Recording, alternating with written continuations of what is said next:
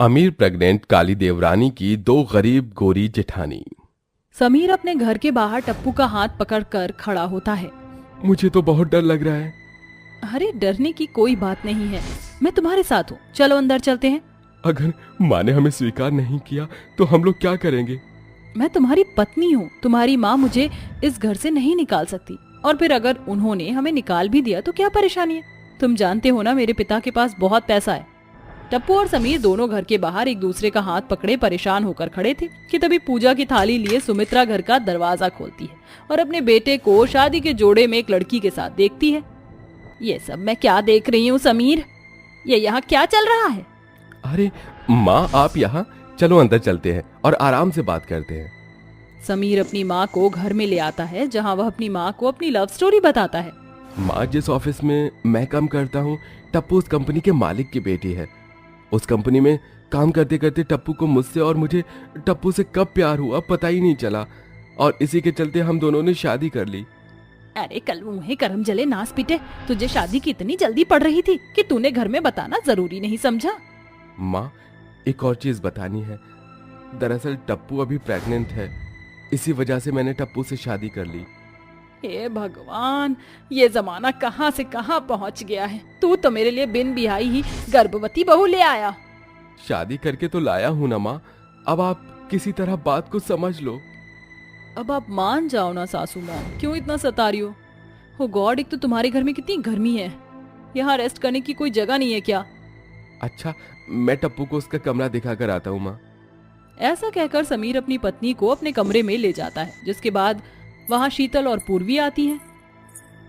माँ जी, जो हमने अभी अपने कानों से सुना है वो कोई धोखा तो नहीं है? माँ जी, देवर जी ने तो हद ही कर दी, एक गर्भवती बहू लेकर आए, आपका बेटा ऊपर से काली भी है। अरे बहू, तुम उसे काला कह रही हो, मुझे तो लगता है वो दिल की बहुत साफ है, क्योंकि इतने बड़े अमीर घर से होने के बाद भी उसने हमारे बेटे से शादी की है। सोचो कितनी साफ दिल की होगी। वैसे भी इंसान के रंग से कुछ नहीं होता, वो अंदर से खूबसूरत होना चाहिए। अरे माँ जी, कैसी बातें कर रही हो? अच्छी से अच्छी लड़की हमारे देवर जी के ऊपर फ्लैट हो जाती तो ये कर लो क्या चीज है?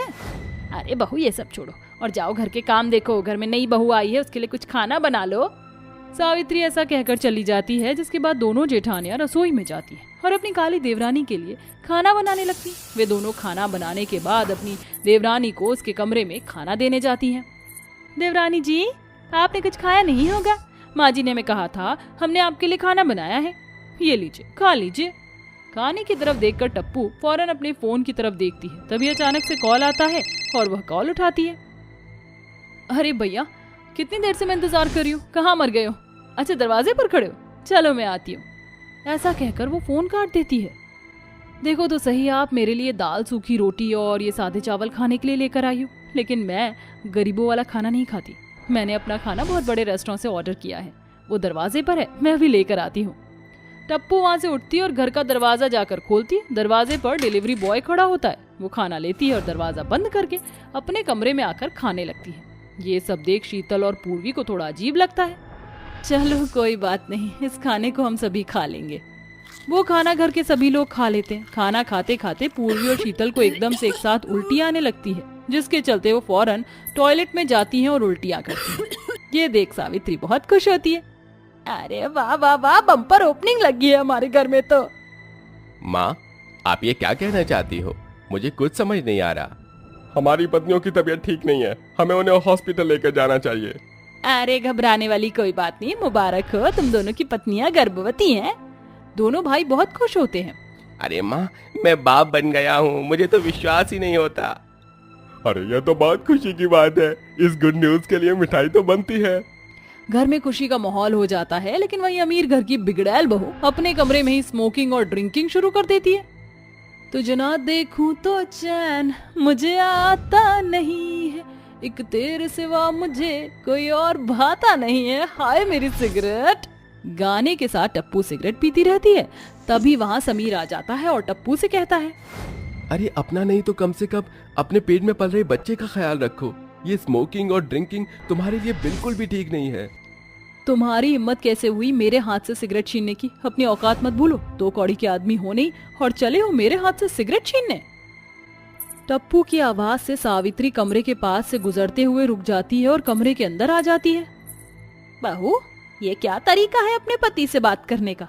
और समीर सही तो कहता है, इन सभी चीजों से बच्चों के ऊपर बुरा असर पड़ सकता है। अरे ओ बुढ़िया की बच्ची, समझती क्या है तू अपने आप को? अरे तू मेरे ऊपर हुक्म नहीं चला सकती, मैं तेरी औलाद नहीं हूँ, समझी? तू मेरा जो मन करेगा मैं वो करूंगी। अगर किसी में दम है तो मुझे रोक कर दिखाए।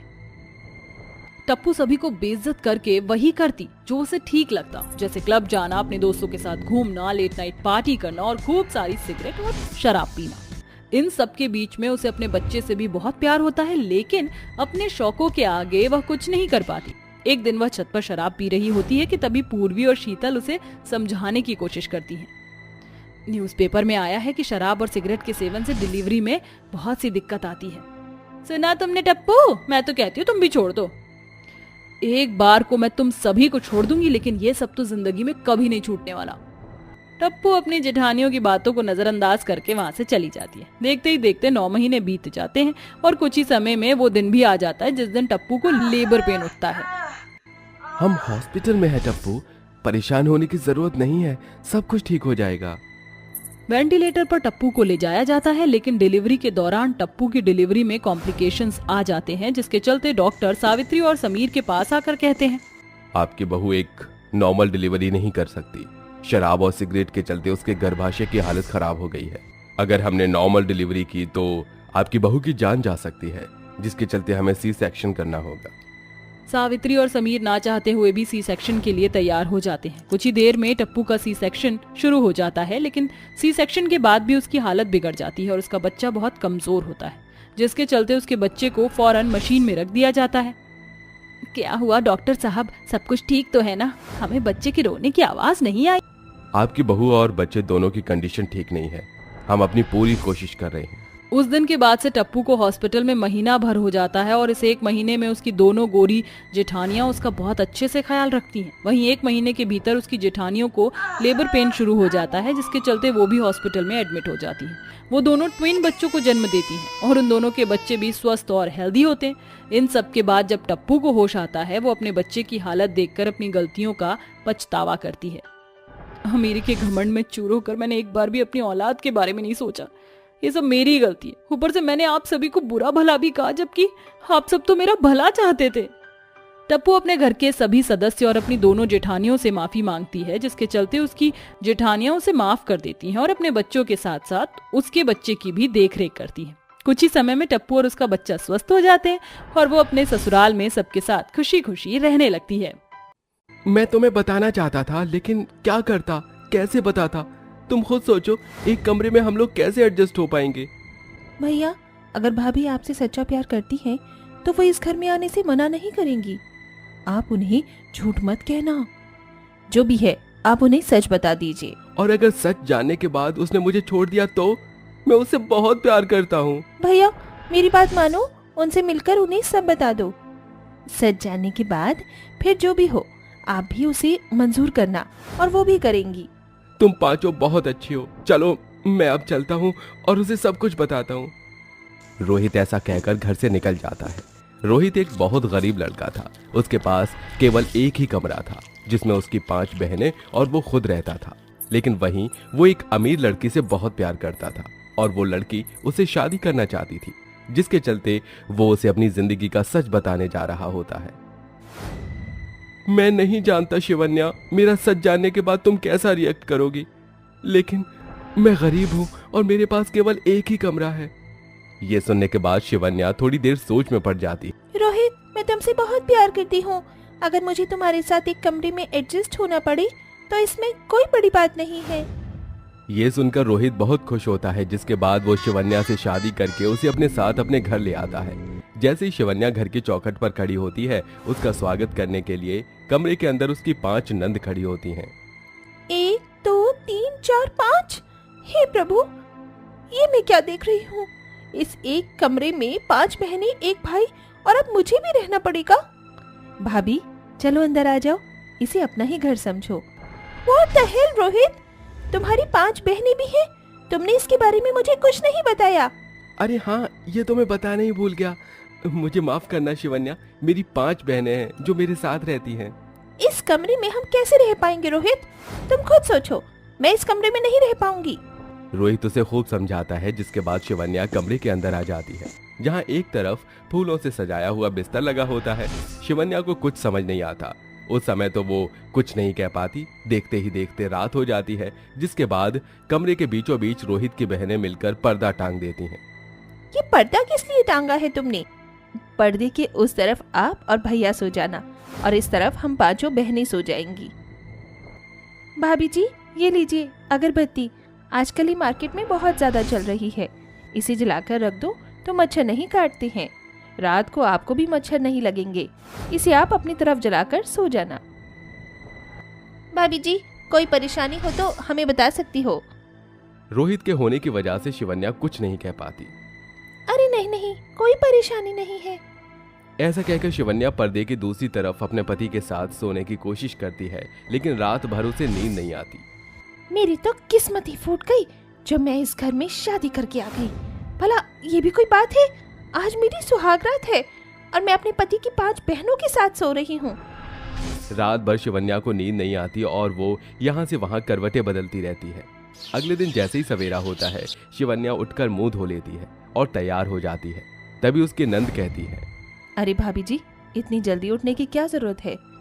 वैसे भाभी जी, रात को नींद तो अच्छे से आ गई थी ना आपको? अरे नींद तो तब आती ना जब मैं इस गरीब खाने में सो पाती। हे भगवान, मेरी जिंदगी तो पूरी तरह तहस नहस हो गई। क्या हुआ भाभी, आप बड़ी शांत नजर आ रही हो। शिवन्या कुछ कह पाती तभी रोहित शिवन्या से कहता है, शिवन्या, मुझे आज तुम्हारे हाथों की कढ़ी चावल खाने हैं, जैसे एक बार तुम पहले अपने घर से बनाकर लाई थी। हाँ हाँ जी, बिल्कुल बनाऊंगी। गैस चूल्हा कहाँ है? ये रहा भाभी, मिट्टी का चूल्हा, इस पर खाना बना लो। शिवन्या मिट्टी का चूल्हा देखकर शॉक्ड रह जाती है। वो मिट्टी के चूल्हे पर खाना बनाने की कोशिश करती है, लेकिन अमीर घर की बेटी कहाँ मिट्टी के चूल्हे पर कुछ बना पाती। उसे इस प्रकार खाना बनाते हुए देख रोहित की 5 बहनें उसकी मदद करती हैं, जिसके बाद वो कड़ी चावल बनाकर रोहित को खिला देती है। रोहित खाना खाकर ऑफिस निकल जाता है। चलो अच्छा हुआ, ये अपने काम पर तो गए, लेकिन अब इन 5 की बारी है। इन 5 को झेलना तो बहुत मुश्किल है, इसीलिए अब मैं इन्हें इतना टॉर्चर करूंगी कि ये इस घर को छोड़कर खुद ही भाग जाएंगी। शिवन्या ऐसा ठान लेती है, जिसके बाद वो अपने 5 नंदों के ऊपर अत्याचार करती और उनसे घर के सारे काम करवाती। लेकिन रोहित के ड्यूटी के आने के बाद और ड्यूटी जाने से पहले वो उसे ये दिखाती कि घर के सारे काम वो खुद करती है। एक दिन अवनी एग्जाम की तैयारी कर रही होती है, तभी शिवन्या कमरे में स्पीकर चलाकर नाचने लगती है। I am a disco dancer, I am a disco dancer, जिंदगी मेरा गाना, मैं इसी का दीवाना, तो झूमो तो नाचो तो गाओ मेरे साथ, oh I am a disco dancer। भाभी, ये क्या हरकत है? पहले तो आप हमें इतना परेशान करती हो, ऊपर से कल मेरा एग्जाम है, आपने ये स्पीकर बजा दिया है। अरे मुंह का रेडियो बंद कर, मेरा आज मन बहुत खुश है, मैं गाऊंगी और नाचूंगी, तुझे इससे मतलब? शिवन्या की बात सुनकर अवनी स्पीकर को बंद कर देती है। ये सब देख शिवन्या को बहुत गुस्सा आता है और वो उसे एक जोरदार तमाचा मारती है। अगर दोबारा ऐसी हरकत की तो मुझसे बुरा कोई नहीं होगा। अब शिवन्या का टॉर्चर हद से पार हो जाता है, जिसके चलते उसकी 5 नंद उसकी शिकायत अपने भैया से लगाने लगी होती हैं। लेकिन शिवन्या उन 5 को खूब मारती है, जिसके चलते वो 5 डर जाती हैं और डर के मारे अपने भाई को कुछ नहीं बता पाती। वहीं दूसरी तरफ शिवन्या का अपने पति के सामने अच्छे बनने का ढोंग चलता रहता है। एक दिन रोहित को काम पर से जल्दी छुट्टी मिल जाती है। अरे आज तो जल्दी छुट्टी मिल गई, आज अपने परिवार के साथ समय बिताऊंगा, ऐसा सोचकर वो घर लौट आता है। लेकिन आते ही वो अपनी आंखों के सामने अपनी बहनों को घर का सारा काम करते हुए देखता है। वहीं दूसरी तरफ शिवन्या उसकी सबसे छोटी बहन नूर को एक डंडे से मार रही होती है, जिसके चलते नूर के सिर से खून भी निकल रहा होता है। तभी रोहित शिवन्या को एक जोरदार तमाचा मारता है और चिल्ला कर कहता है, तुम पागल हो गई हो क्या? क्या कर रही हो मेरी बहन को? जान से मारोगी क्या? शिवन्या घबरा जाती है। तभी रोहित की 5 बहनें उसके पीछे छुप जाती हैं और उसे सारी हकीकत बताती है। पूरी हकीकत जानने के बाद रोहित को बहुत गुस्सा आता है। वो गुस्से से शिवन्या से कहता है, मुझे पहले ही समझ जाना चाहिए था कि एक अमीर घराने की लड़की इतनी शरीफ और समझदार कैसे हो सकती है। तुम तो मेरी बहनों को मार ही डालती, और तुम्हें तो इनका शुक्रिया अदा करना चाहिए। अगर इन्होंने नहीं कहा होता तो मैं तुमसे शादी ही नहीं करता। आज तुम इस घर में इन पांचों की बदौलत हो। ये सब सुनने के बाद शिवन्या को अपनी गलती का एहसास होता है और वो अपने पति के पैरों में गिरकर उससे माफी मांगती है। साथ ही साथ वो अपनी पांचों नंदों से भी माफी मांगती है। इस एक कमरे को मैं सिर्फ अपने पति के साथ शेयर करना चाहती थी, लेकिन इस सोच की वजह से मैंने तुम्हारे साथ बहुत अत्याचार किए। मुझे माफ कर दो, आइंदा मैं ऐसा कभी नहीं करूंगी। रोहित की 5 बहनें उसे माफ कर देती हैं, जिसके चलते रोहित भी शिवन्या को दूसरा मौका दे देता है। उस दिन के बाद से शिवन्या पूरी तरह सुधर जाती है और अपनी पांचों नंदों के साथ एक कमरे में अच्छे से रहने लगती है। कुछ ही समय में वो अपनी पांचों नंदों की अच्छे घर में शादी करवा देती है और अपने पति रोहित के साथ उसे एक कमरे के घर में खुशी खुशी रहने लगती है।